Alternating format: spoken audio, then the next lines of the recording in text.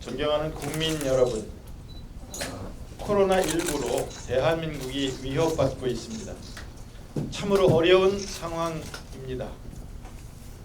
그러나 대한민국이 이깁니다. 코로나는 코리아를 이길 수 없습니다. 대한민국은 위기 극복의 DNA가 있습니다. 자신보다 환자를 먼저 생각하는 의사, 간호사, 임상병리사들에게서 우리는 희망을 봅니다. 그들은 주저하지 않고 대구로 달려갔습니다. 대구에 병실이 부족하다면 광주의 감염병 전담병원에서 확진자를 받겠다고 발표하는 광주시를 보십시오. 서울시도 충청북도도 대구 경북의 확진자들을 받고 있습니다. 코로나19도 정부와 지자체, 의료진을 믿고 온 국민이 합심하여 대응한다면 우리는 충분히 이겨낼 수 있습니다. 민주당 충북도당도 방역 지원단을 꾸려 선거 운동 대신 방역에 참여하고 있습니다. 존경하는 청주시민 여러분, 지역구 국회의원은 대한민국은 물론 그 지역 주민의 이해와 요구를 대변하고 관철하는 사람입니다. 엊그제까지 상당구를 위해 일하겠다고 상당구 발전 공약을 만들던 분이 갑자기 흥덕구로 출마한다고 하니 흥덕 주민의 한 사람으로서 이해가 되지 않습니다. 어쩌다 자신의 지역구에서 공천받지 못했는지 이유를 알 수는 없지만 옆지역구 정치 후배들의 출마 기회를 빼앗고 자신이 출마한다는 것이 과연 품격 있는 선택인지 묻지 않을 수 없습니다. 흥덕이 이깁니다. 오송 국가 제3단 조성을 위해 제3산단 조성을 위해 국토부 장관을 만나고 국가 미세먼지 정보센터를 유치하기 위해 환경부 장관을 만난 사람은 누구입니까? 기재부와 농식품부를 설득해 청주 농수산물 도매시장 현대화 사업이 추진되게 한 사람은 누구입니까? 테크노폴리스 부지에서 발굴된 수만 점의 유물 보존을 위해 문화재청, 국립중앙박물관, 문체부를 찾아다니며 국립통합형 수장문화관이라는 대안을 마련한 사람은 누구입니까? 흥덕구 국회의원입니다. 흥덕구 국회의원 저 도정환이 흥덕의 자존심을 지키겠습니다. 사랑하는 청주시민 여러분, 청주는 서쪽으로 뻗어나가야 합니다. 그 중심에 흥덕구가 있습니다. 바이오와 문화가 어우러진 오송을 만들겠습니다. 오송에 세계 3대 바이오 클러스터와 K-뷰티 화장품 산업 클러스터를 조성하겠습니다. 3조 3천억 규모의 예산이 소요되는 제3 국가 산단이 차질 없이 조성되도록 하겠습니다. 2030 아시안 게임이 충청권 도시에서 공동 개최되도록 유치하겠습니다.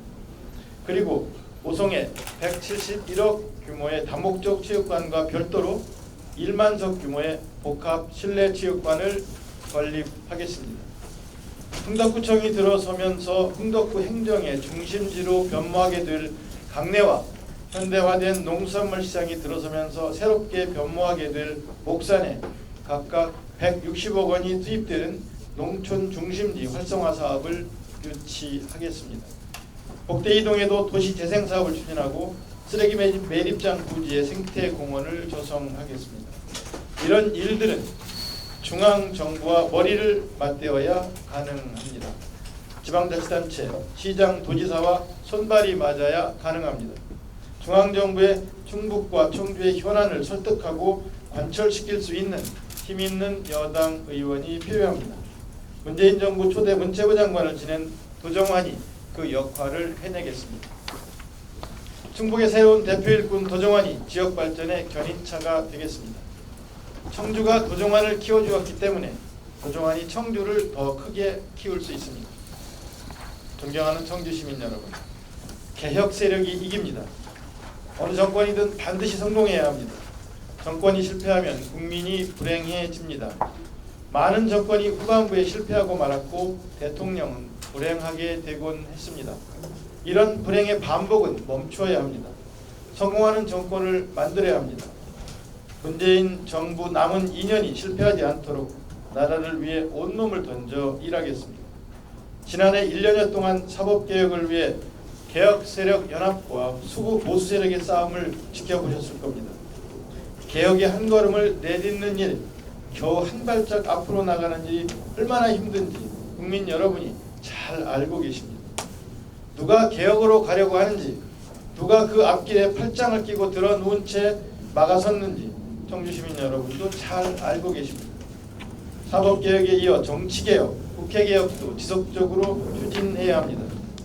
이를 위해 정쟁만 일삼는 정치, 발목 잡는 정치, 몸싸움 폭력 정치를 단호히 물리치고 신뢰받는 정치, 일하는 국회를 만들어야 합니다. 민주당과 함께 국회 운영을 상시화하겠습니다. 국민입법 발의제를 도입하겠습니다. 국회의원이 국민 소환제를 도입하겠습니다. 국회의원 불출석에 대한 제재 강화를 추진하겠습니다. 품격 있는 정치, 국민을 위해 일하는 정치, 지역 균형 발전을 위해 헌신하는 국회의원이 되고자 합니다. 국회의원이 권력이라면 그 권력을 선하게 쓰겠습니다. 사회적 약자, 중소상인, 노인, 어린이, 가난하고 어려운 이들을 먼저 생각하고 그들을 위해 일하겠습니다. 공정한 권력, 정의로운 권력, 따뜻한 권력이 되겠습니다. 정치가 연민의 시줄과 정의의 날줄로 엮어가는 따뜻한 옷 같은 것이 한다는 사실을 늘 명심하겠습니다. 고맙습니다. 우선 어떤 점이 장점이냐고 질문하셨는데, 저는 홍덕구 국회의원이었고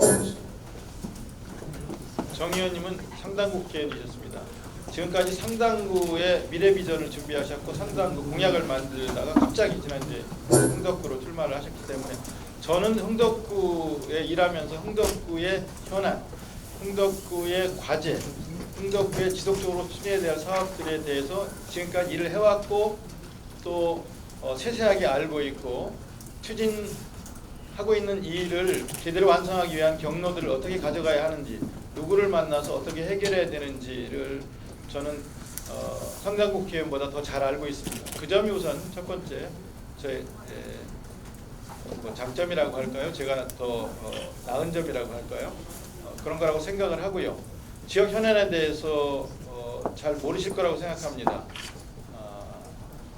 지금까지 오랫동안 일해 오시던 곳이 상당구였기 때문에 지역구의 제3산단, 우송의 제3산단을 조성하기 위해서 예산이 얼마가 필요한지, 그다음에 면적을 국토부에서 줄여달라고 하는데 그것을 어디를 어떻게 줄여야 하는지, 이런 현안을 해결하기 위한 문제에 대한 심도 있는 준비가 없이 그냥 나오시면서 선택받겠다고 하시는 거기 때문에 구체적인 현안을 해결하는 데 있어서 차이가 있을 거라고 저는 생각을 합니다. 그리고 원내대표도 지내셨고 또 도지사도 하셨고 또 사선에 중진 관록이 있는 정치인이십니다. 어떻게 해서 상당구에서 공천을 못 받게 되셨는지 저희는 잘 모릅니다만, 상당구를 위해서 일하시다가 홍덕구로 오신 점에 대해서 저희도 그래서 의아하게 생각을 하고 있고요. 이 점이 내내 이제 이런 현안 해결에 관한 것이, 지역 현안을 위해서 일하는 것이 지역 국회의원이니까 이런 것이 늘 앞으로 선거 기간 내내 남은 한 달여 동안에 쟁점이 되지 않겠나. 한 달여 동안에 이것을 다 파악하실 수 있을까? 지역 주민들을 세세히 만나고 다니시면서 지역의 현안이 무엇인지를, 사람들을 만나고 지역 주민들을 만나고 해결하는 시간이 너무 짧을 텐데 그게 가능하겠는가 하는 생각을 합니다. 어떻게 소통하실지 그런 것도 저희로서는 걱정스럽게 생각하는 지점입니다. 그리고 지난해 그 검찰개혁을 비롯한 개혁의 과제들을 추진하는 과정에서 야당 의원들이 보여주신 점과 저희가 갖고 있는 점을 비교하면 품격 있는 정치라는 점이 저희의 장점이 될 수 있지 않을까 생각합니다. 개혁의 앞길을 팔짱을 끼고 들어 누우면서 막아서는 모습들, 그리고 발목을 잡는 정치, 그리고 아무것도 할 수 없게 계속해서 방해만 하는 그런 정치에서 벗어나야 하는데, 그런 정치에서 벗어나서 정말 국회개혁, 정치개혁을 추진할 수 있는, 그러면서도 그 개혁을 품격 있게 추진할 수 있는 점이 저를 비롯한 저희 당의 장점이라고 저는 생각을 합니다. 강내면 중심지의 문화시설을 포함한 농촌 중심지 활성화 사업을 그려서 이거를 한 160억 정도 들여서 여기를 좀 문화적으로도 발전할 수 있고 또 행정 중심지가 일로 옮겨온 곳과 연계해서 발전시킬 수 있는 그런 사업들을 기획하고 있다는 말씀을 드리겠고요. 이 사업을 공모에 응모해서 유치될 수 있도록 반드시 유치될 수 있도록 그렇게 할 생각입니다.